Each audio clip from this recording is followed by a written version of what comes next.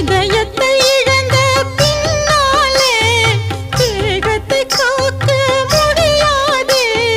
நீயே என் இதயம், இல்லையே இல்லை உதயம். எனது கானம் உன் காதில் விழவில்லையா? உன் நெஞ்சை தொடவில்லையா?